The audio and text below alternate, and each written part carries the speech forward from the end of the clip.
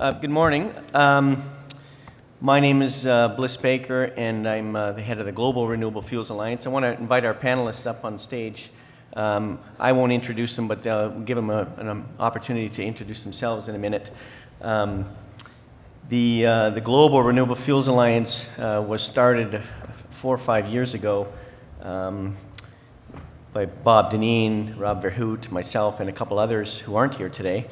And we created this organization in large part to respond to a lot of the attention we were getting in 2008 around issues like food for fuel, et cetera, and some of the international organizations like the UN, FAO, the World Bank were starting to take an interest in our industry and making comments and producing reports, et cetera, on our industry. Much of it was ill-informed and simply wrong.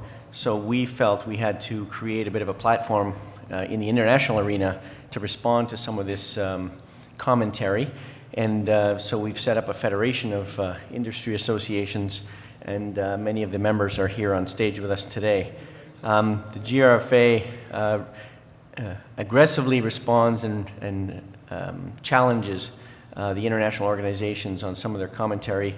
And I'm happy to say that over the last couple of years, their criticism has been somewhat muted. It's not perfect yet, but some of our activity is having an impact on them.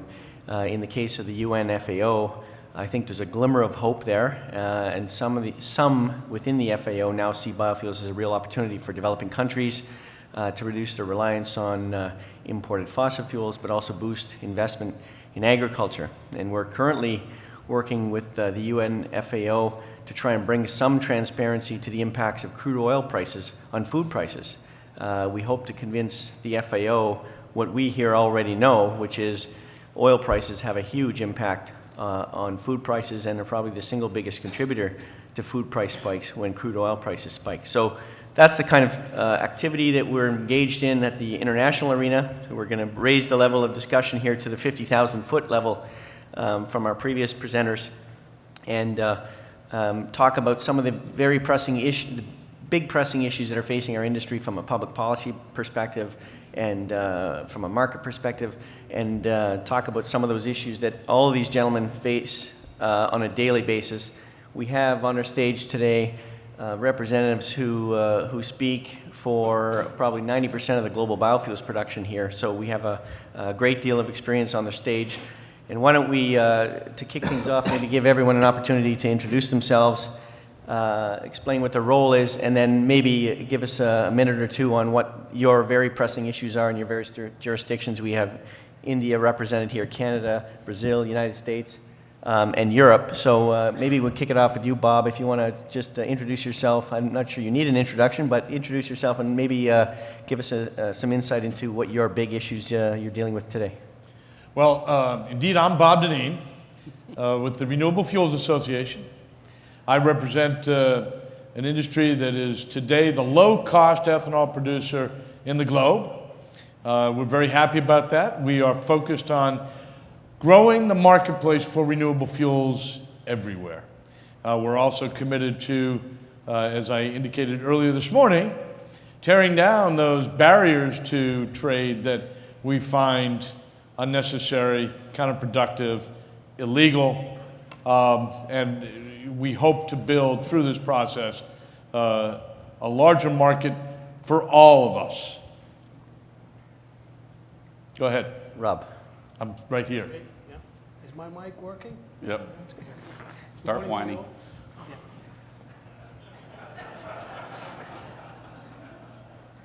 They're waiting. I'm not sure. You're Mr. Vierhout, you're up. You get a chance to respond Rob, to there Bob's was an infomercial. oil industry guy who spoke this morning safely. I'm sure you'll do fine. Okay. Well, let me sit next to Bob. Good morning. My name is Robert Vierhout. I'm representing the European producer of ethanol, just ethanol.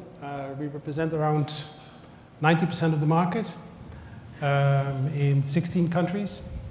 So that makes us truly international. We indeed try to create markets, which is difficult right now.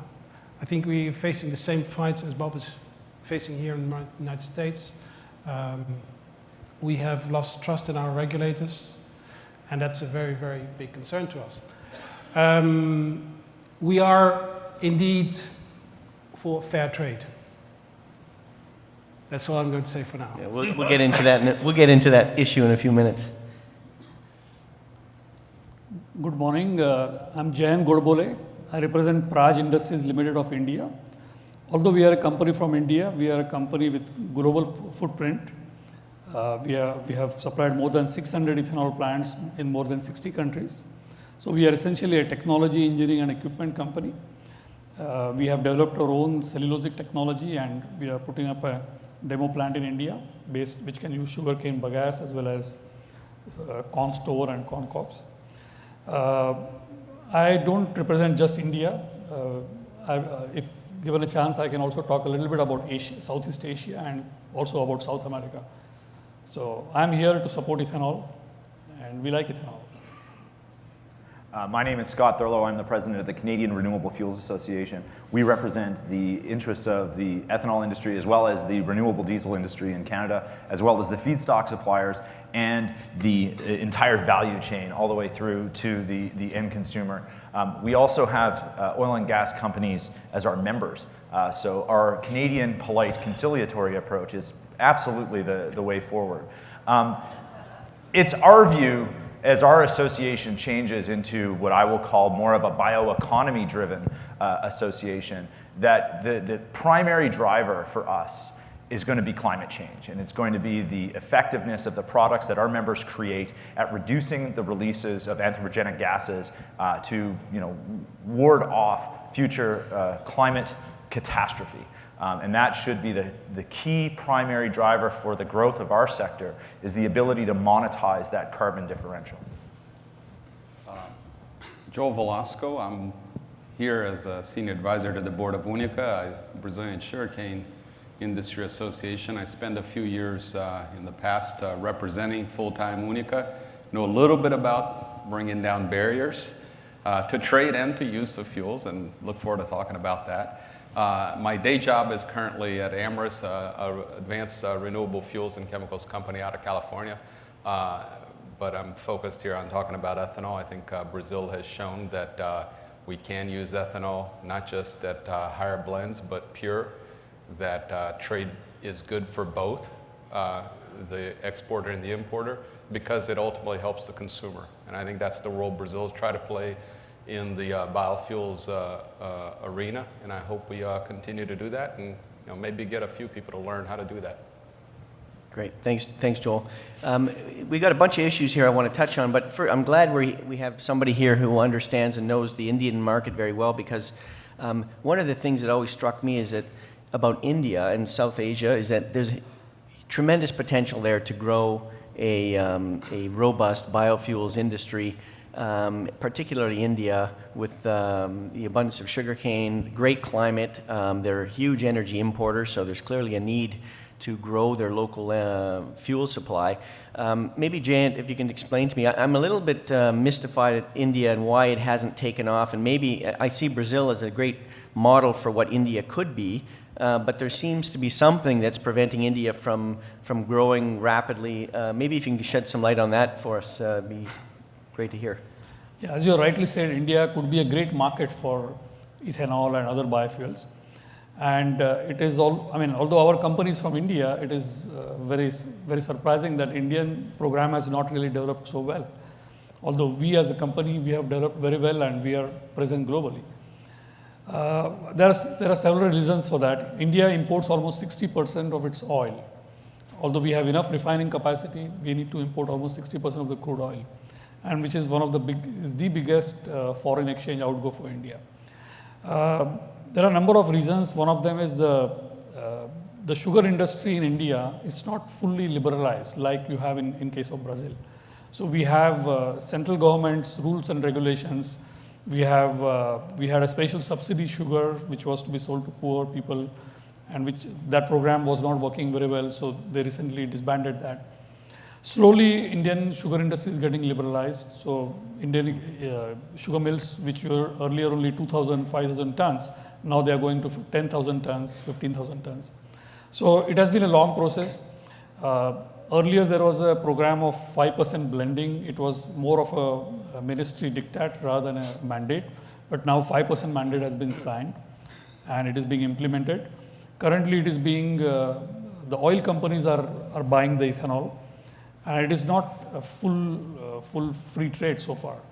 And our company has made special efforts to convince the oil industry that they can still make the same amount of money.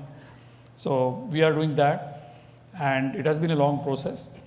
Indian government has a long-term vision to go to 10% E10 blend.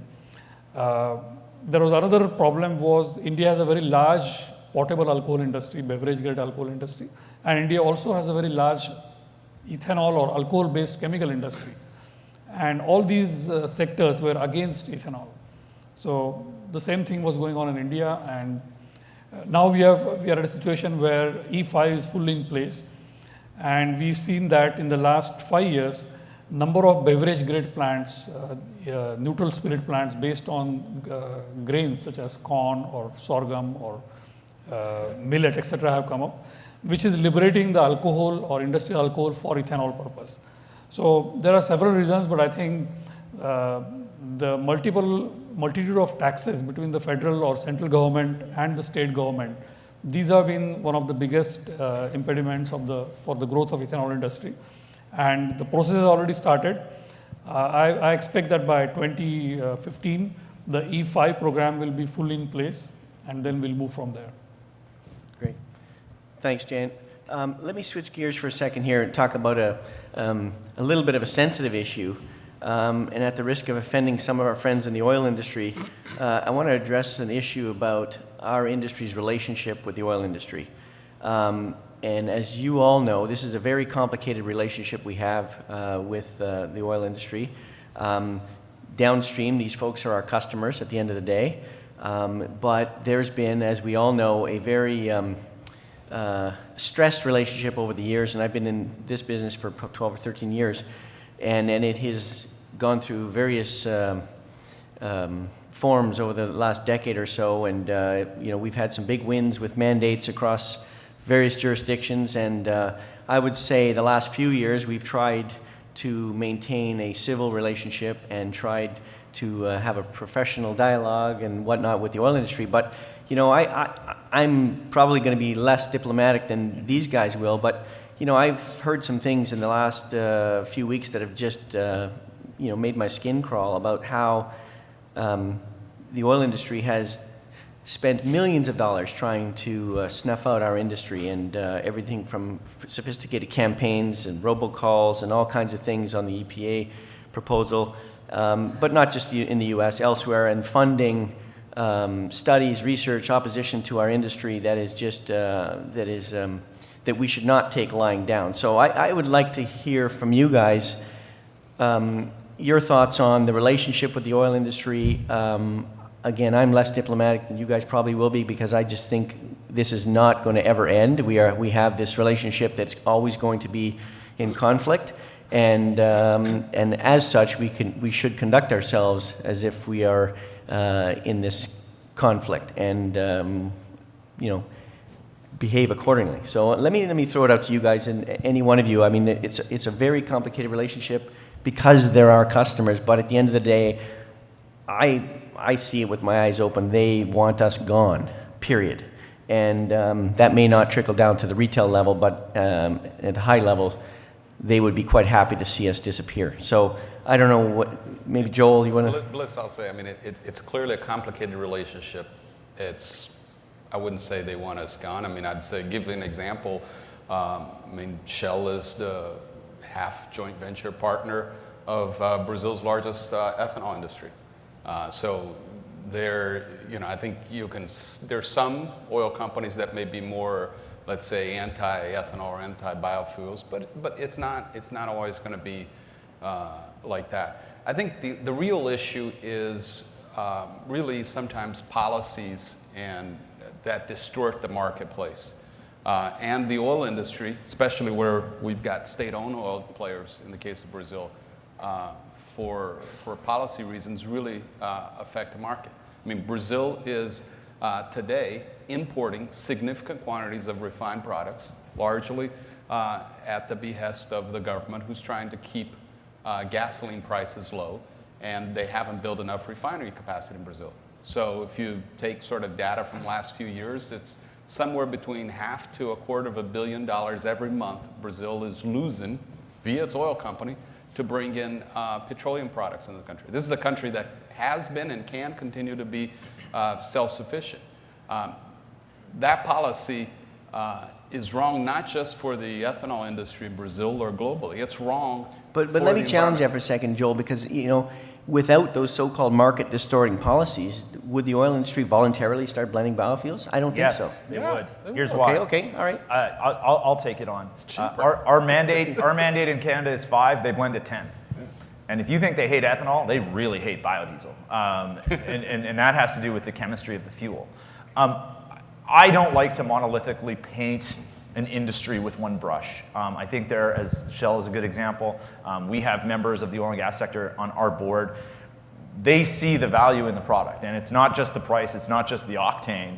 There are other values that this product that we create for the fuel market that can be demonstrated. Now, that isn't to say that there aren't fierce opponents of our industry, and there are, but of all the death threats I've received, they've only come from the renewable diesel sector. It's never been from oil and gas, so we'll leave it at that. I never got Bob, that I know much you from want to those weigh guys. in on this. You're on the front lines of a pretty nasty I've been fight. doing this for a long time, 27 years. And I've seen times when the ethanol industry has been working great with our customers from the refining industry. In fact, I'll remind people that in 2005, when the very first RFS was passed, it was passed through a coalition that included agriculture and oil. The president of the API at the time was here at this conference and talked glowingly about how they supported the RFS because it was going to give them a rational pathway out of MTBE, which they hated even more than ethanol. Now, they weren't wildly enthusiastic about the 2007 bill, where we took a 7.5 billion gallon requirement and made it into a 36 billion gallon requirement. They opposed it. It was a different coalition with environmentalists and agriculture that got that bill passed. They are our customers at the end of the day. I do not revel in the rhetorical flair that we all tend to take on both sides of this issue. But this is a serious battle. They are trying to protect market share. We're trying to take it. So it is a natural consequence of that economic reality. And it is something that we're all facing. It's probably more complicated for Joel than anybody because it's a state-owned industry there. So you talk about schizophrenia with the government that wants to build an ethanol industry at the same time that they're controlling the supply and the price of oil. But with us, it's equally complicated. But like Scott, there are companies that will blend more. I think, look, Marathon today, no, they don't like the policy, but they do like ethanol. And there's an economic incentive for them to do it. Now, how much would they blend? Would they blend 15 billion gallons, 20 billion gallons, 30 billion gallons of ethanol? Probably not. In fact, they would like to use ethanol, to keep ethanol in its octane box. And we'll blend it up to 10% because it helps us meet Clean Air Act requirements and it helps us meet our octane needs. But I think we can do more than that with renewables. There are important public policy reasons that we should be doing more than that, whether it's carbon or rural economic development or energy security. And those policy priorities don't necessarily match up with the economic direction that the shareholders of ExxonMobil want to go. So we're going to struggle, but we do need to recognize they're our customers. Yeah, I think, Bob, you summed it up best when you said we're trying to take market share from probably the largest and most powerful industry on the planet, and they don't want to give it up. So, I mean, I don't think that dynamic's ever going to change. But let's not be so pessimistic, Bliss. I mean, the U.S. has conquered 10% of that market already. It's on its way to conquer 15. We can do this. I mean, in Brazil, we're discussing now trying to go from 25% blends to 27.5% blends, which is really sort of the maximum. Will it happen? I don't know. Probably not. But it's doable. And I think that is what we've got to aim for. It's an incremental step. It's not going to be won. The battle's not going to be won just in one big swoop, or they're going to simply cave. At the same time, we've got to focus on a quality product and the benefits of that product, and make sure that, you know, it's in some instances, you know, ethanol has not performed as well as it should for, say, certain types of transport, and the oil industry is still working on that. I think the biodiesel example, that's a situation we don't want to get into, and I think that is one of the concerns I have is, you know, if we let the brand become a four-letter word here. Yeah. Can we back up just a second? Because Jill said something that was extraordinarily interesting.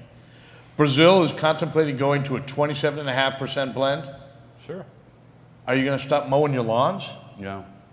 You're not going to whack your weeds? You're not going to You're not your even boats? going to get me to say about the chainsaws. How in the world are you going to be able to make this conversion? Well, That's startling. what conversion, right?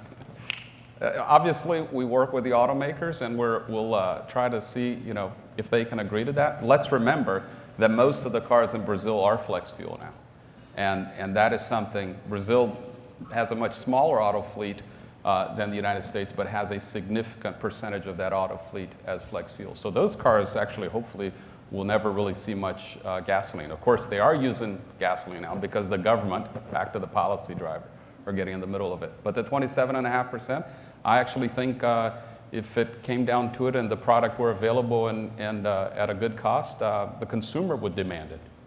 And he would put more than 25%. And that's one of the things we've got to do, you know, crack this wall here. Let's switch gears for a second here to an issue where we don't all agree, and that's on trade issues. There are always trade tensions between jurisdictions on any given sector, and ethanol is no different.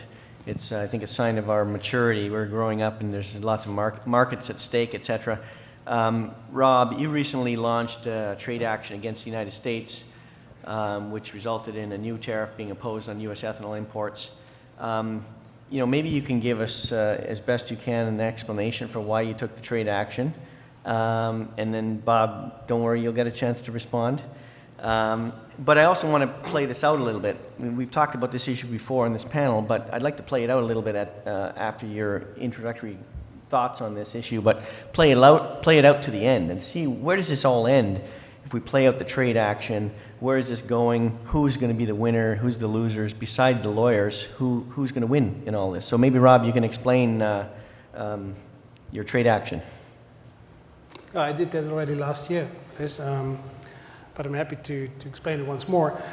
First of all, when Bob this morning, in his very good speech, I must admit, except on the part of Europe, there he was wrong, he said that the consumer is losing out here because they don't have access to cheap American ethanol.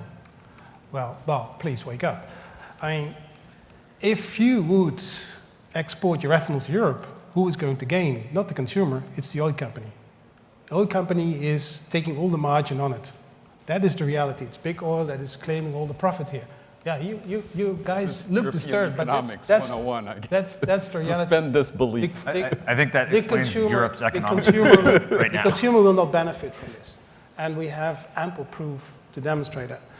Now, why did we start this case, or we asked the Commission and the Member States to look at it? Because we had clear evidence of dumping. And at that time, there was a subsidy that was taken away, but still the dumping was there. And this has been recognized by, at that time, the 27 member states. And so an anti-dumping duty was introduced. And here it is about fair trade. I mean, we are not against trade, but if you start dumping a product, we have instruments at our, let's say, our discretion to use, and that has happened. And of course, it's open to the RFA and Growth Energy and all the producers here around the table to say, we don't agree, and we go to court, and that's what you've done. So we will see what's going to happen in the court. we'll see each other there maybe soon. I I'll don't know. summarize for Rob. He's never met a gallon or liter or hectoliter of ethanol imports that he likes. If it doesn't come from his members, he's against it. He'll find some way to criticize it. Oh, well, Joe, And now apparently well, we're that's- making money no, off that's- of the that's big not oil. true. The big No. oil's making money by selling our product, apparently. No, listen. We import a lot of product. I don't know how much percentage of your market is imported product, but in our case, it's 20-25% of the market. You don't hit that number, do you? 33. Yeah. Well, okay. Well, so So we're in the same. Complain. So I wouldn't, because I believe in free and fair trade and open market access for all of our products. But I'm interested in Bob's response. But colored into that response are the nascent free trade negotiations between Europe and the United States. I don't understand how, and I really want to hear Bob's position on this, I don't understand how your position will continue to be tenable, Rob, when you're going to have a dispute resolution mechanism that will basically make it impossible for these types of snapback tariffs to be put on. Well, Let let me just, I just want to correct one thing that Rob said, What? and that was that there was evidence of dumping having been found. There was no dumping that was found. The EU came over and they did a forensic audit of 7 ethanol plants and marketers and found not one scintilla of evidence that there had been dumping. The fact of the matter is, U.S. ethanol is able to be produced far lower than European ethanol is able to be produced. You have not been able to meet your own demand.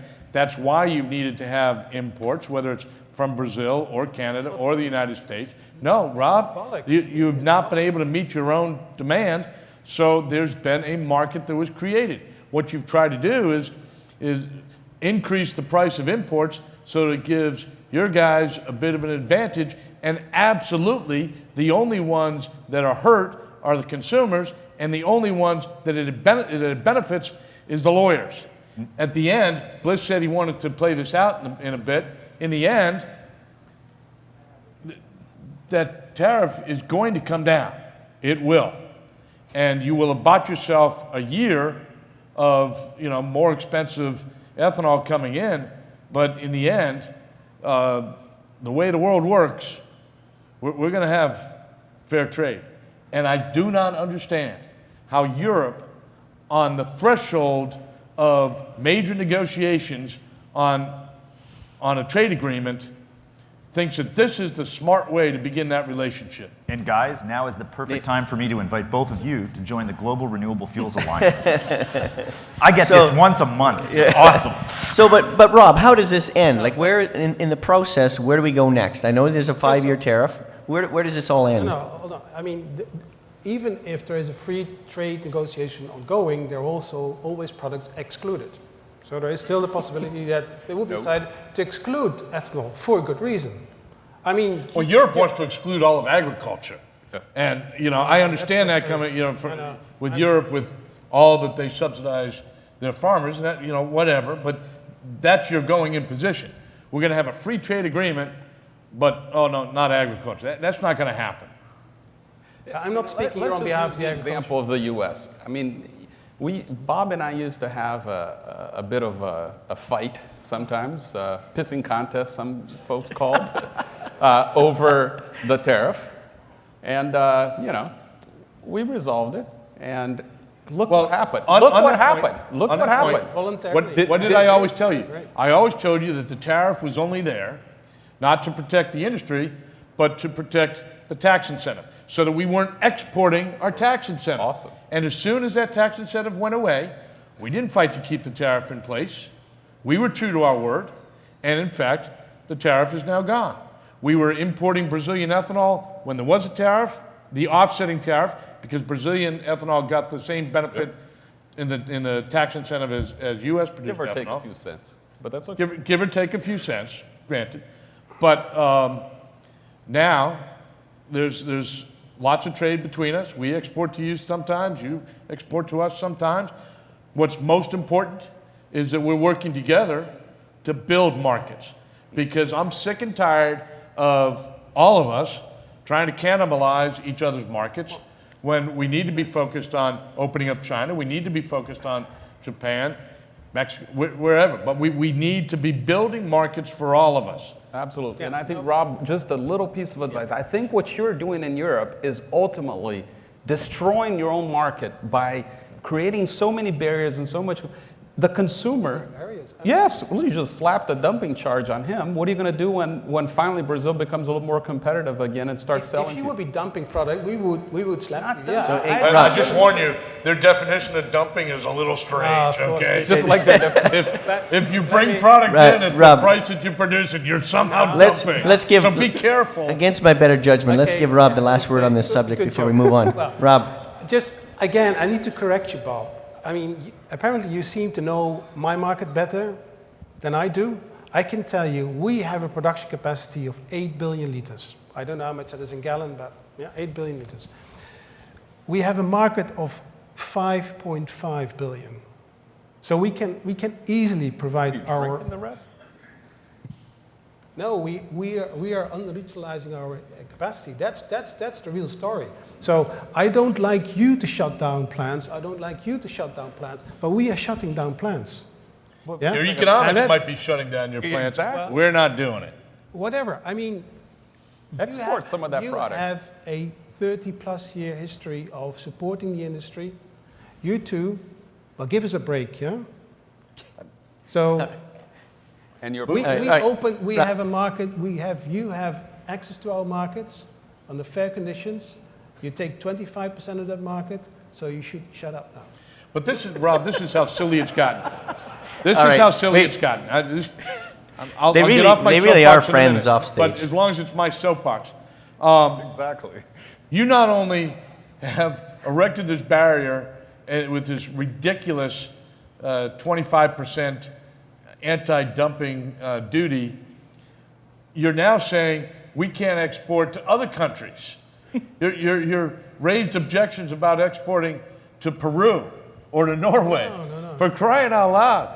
You know, where is it safe? Where is it safe for the U.S. to send our product? Just give me a list, and we'll just move on, I guess. Brazil. Brazil, okay. let's- I like it. okay, guys, we're not going to solve this problem here today. They're really, It's they actually are, not a problem. it's- It's his problem. yeah.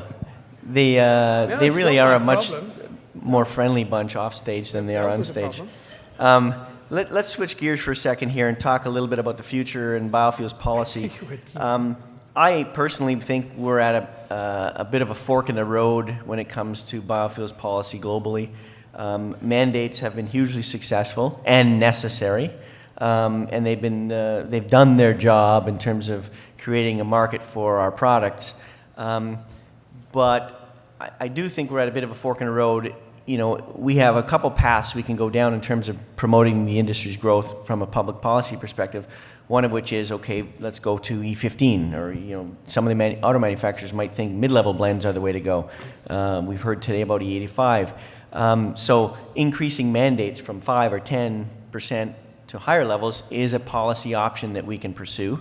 But there's also another pathway that we can choose as the people who try and shape public policy here, which is to promote policies that weigh the benefits of our products based on carbon intensity or a low carbon fuel standard. I mean, there are models out there that have gone that way. California, British Columbia, in Ontario, we have a biodiesel mandate about to be introduced that also looks at the fuels based on their carbon intensity and the GHG values that they deliver from a policy perspective. So at a fork in the road, I'd be interested in your comments, everybody on the panel, about which path do we go down? Or do we keep pushing for higher level mandates, or do we, take a hard left and start to promote lower carbon fuels policies, or is it a hybrid? I mean, I throw it out to anyone. I mean, I think from my perspective, thinking about the ethanol industry, I think the future is going west. It's really going to Asia. And because if you look at anybody's projection of the future, that is where growth is. That is where, it's not in Europe, and it's probably not going to be here in the United States to the levels that, to significant levels. And to some extent, I'm not quite sure it's going to be much in Brazil and other places. We'll continue growing, but not at the rates close to Asia. And that is where I think the ethanol industry, the biofuels industry really needs to focus, because those are huge markets. A very small sliver of it is a lot of gallons. And for all of us, we're going to talk about a market we'd have challenge supplying in the beginning. And I think that is whether, and that's not to say we shouldn't focus on blend wall issues, we shouldn't think of hybrid policies, but I think we need to expand the scope of the countries we focus in, because that is, in my view, where the growth is. And So- Jayant, is this My policy- view is that mandates are necessary, especially in the beginning at the nascent stage of the industry. Classic example is Thailand. Thailand started with E10, and initially there was no excise duty on the ethanol, and subsequently now it is at par with the gasoline, and now almost all the 91 octane gasoline has been replaced by ethanol. Now there is a differential excise duty for the E20 and E85. There is also some small level of subsidy from the government. So I think government and mandates, they definitely can give a helping hand at an early stage of the industry before it becomes competitive. So yes, definitely mandates are helpful. So I agree with Joel. I think looking west or looking east is the way to do it. And I think the oil and gas sector in Canada is certainly doing that as well. So can't beat them, join them. I think, though, that mandates have a useful purpose, and I think it is the nascent stages of the industry. I'm not going to oppose anyone who wants to have higher mandates. I think you're asking for tough fights in some circumstances, and we don't have to make the oil industry arguments for them, but I do really see the value add coming from the reduction in carbon, and that is certainly in Europe something that's very popular. Absolutely in Canada at some point in the future, that's going to be where the true value for ethanol is. It's going to be the reduction in anthropogenic gases. And all of the other industries in our country are going to be forced to reduce their carbon. So they can either do it a very expensive way by refitting their technology or rebuilding their plants, or they could substitute lower carbon fuels to get the exact same number of carbon molecules out of the atmosphere. And I think the biogenic solution that ethanol provides is one that keeps carbon sequestered under the crust, which is the real problem in terms of the global climate change crisis. So I do see the value on the LCFS. Another issue that... But before sorry, you go move ahead. on, I'm somewhat agnostic with respect to what the government policy is, if it's a mandate or an LCFS or tax incentives. I think it's largely dependent on the politics in the country where you're trying to do, but I think it is clear that some government policy to move an intransigent marketplace is going to be necessary. I will say this with respect to the LCFS, and I think this is going to be one area where Rob and I agree, is that you need to make sure that the LCFS or a carbon policy is based on good, sound science. And unfortunately, some of the carbon programs, including the one that Europe is looking at, exaggerates the carbon impact of indirect land use change and has come to the perverse conclusion that so-called food can't be used as a feedstock. And those are programs that ultimately we need to be very, very focused on and not let the sound science be buried by competitive incentives or something. Actually, that's a good segue to one of the issues I wanted to touch on. Not necessarily on the food for fuel debate, but one of the things that will mitigate the impacts of that debate is when next generation biofuels have some big wins. And so I'd be interested to hear from you guys, where are we at with next gen biofuels? We've had, in any new industry, there's always going to be failures. We've had some high profile failures, but I know there are some huge success stories out there in the hinterland. Or when Brazil takes away a great Canadian story and makes it a Brazilian one, yeah. Well, I mean, just on that point, where are we at with some of the next-gen stories that are coming down the pipeline? Do we see some big wins in the coming years? Any of you jump in? Well, I mean, I'll say I'm a little You're biased, right? let me just point out. I mean, I'm in a company that is in this advanced space. Candidly, I think the economics are going to be much better for non-fuel products for a good while for most, and I think the industry is sort of realizing this. That doesn't mean that let's remember Brazil was drinking their ethanol for quite a while before they started putting it in their cars, so there's nothing wrong with that. But what I do think is we do need to highlight the successes. I mean, in our case, there's 400 buses in the city of São Paulo running on sugarcane diesel. That's a drop-in fuel that actually performs better than fossil diesel, but much more importantly, it's renewable. And I think as you go around the world, you will find those things. It will be driven in part by policy, but at the end of the day, it's going to be driven by economics. And the larger we can get this market, I think the better it is going to be for everybody. So, I mean, I don't want to highlight companies specifically, but we have an incredibly innovative company in Canada that is actually turning a municipal solid waste problem into a low carbon fuel solution. And like when these stories take off, you're going to see government dollars that would otherwise be used to send our garbage to Michigan used to invest, and that's not a reference to the Red Wings, use those waste diversion programs to build economic growth in municipalities. And by solving one environmental problem, you're going to be creating wealth, which I think is the best possible story that we can have, in that as part of a collective that are using the planet and living on the planet, we do have that obligation to take care of it for the future. I think I don't disagree, and we also have a company in Europe that is doing exactly the same. Ours is better.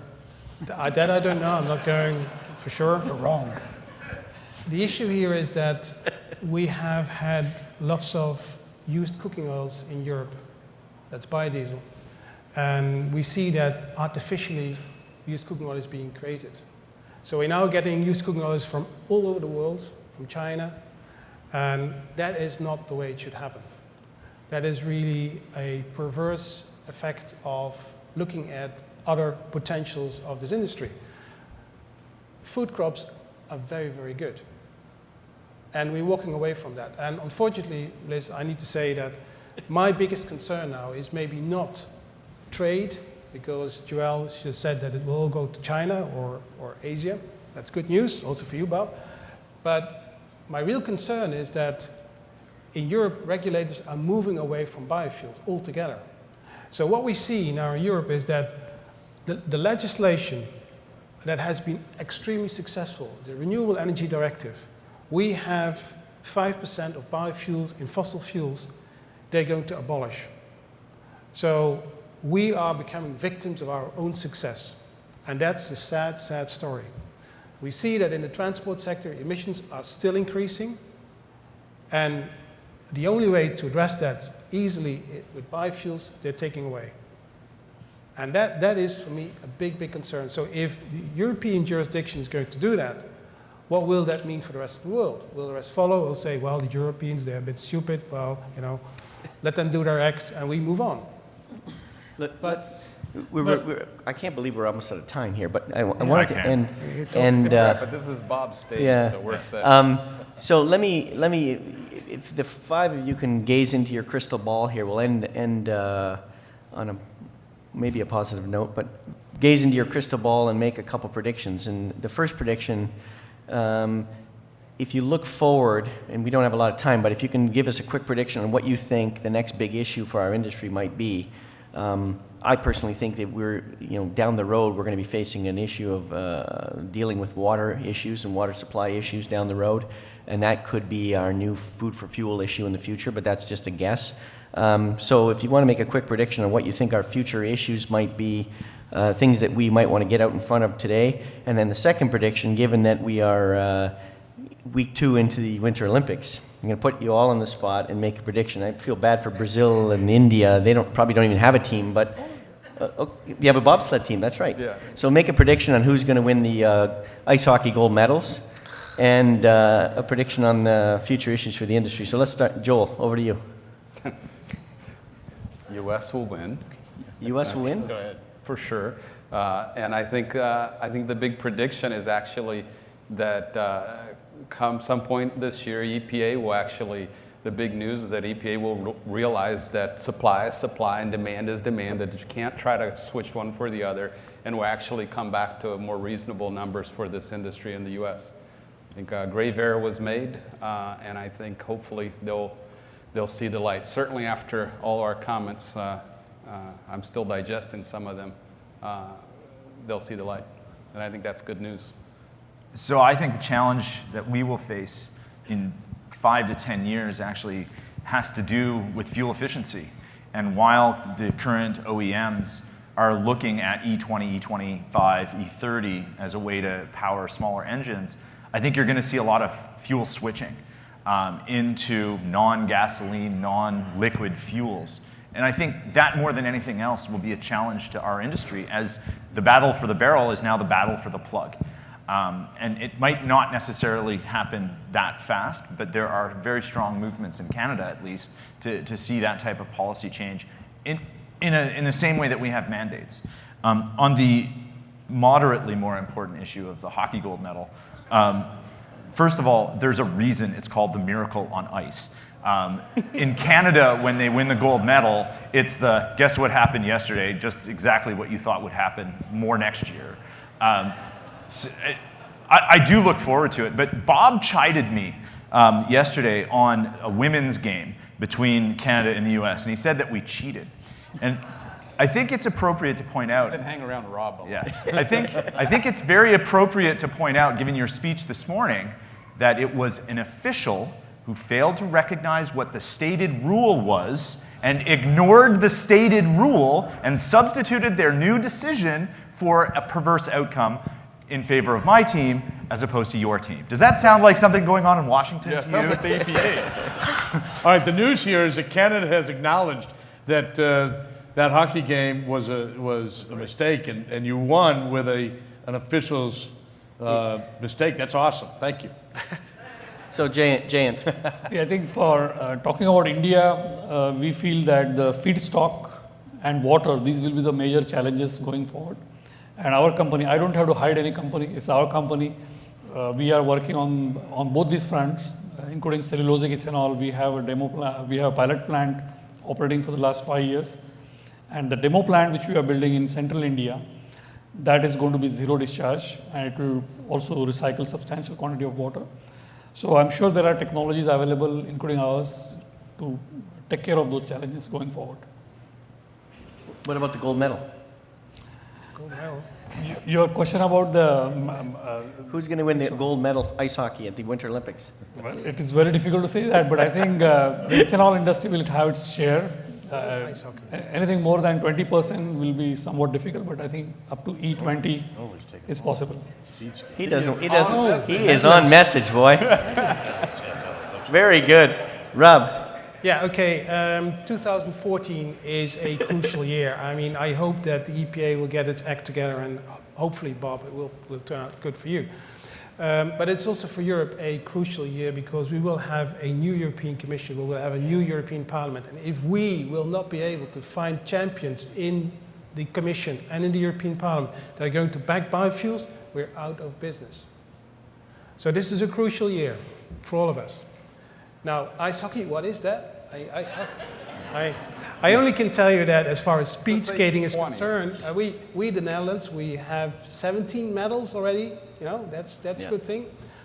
So if we add all the 28 countries together, we made up those far, sports, you know. I don't even think Speed skating is done now, so Yeah. so is the Netherlands. There's So a they reason got the no Dutch more don't medals. play hockey with those funny skates. I made my predictions earlier. I really like Joel's comment about EPA recognizing that supply is supply and consumption is consumption, and you can't just flip the two because you're suddenly adopting European economics. And as for the gold, my prediction would be that the U.S. women avenge the travesty that occurred in the preliminary rounds, and they will win the gold medal in the women's hockey. And of course, I represent the ethanol industry. I believe in miracles. Yeah, but it's going to So take the a U.S. miracle. men, It's going to take a miracle. The U.S. men are taking that gold too. All right. I get the last word because I'm the moderator. Canada is going to play the U.S. in the semifinals, unfortunately. So it looks like it's going to be a Canada-Russia final, and Canada's going to win in overtime.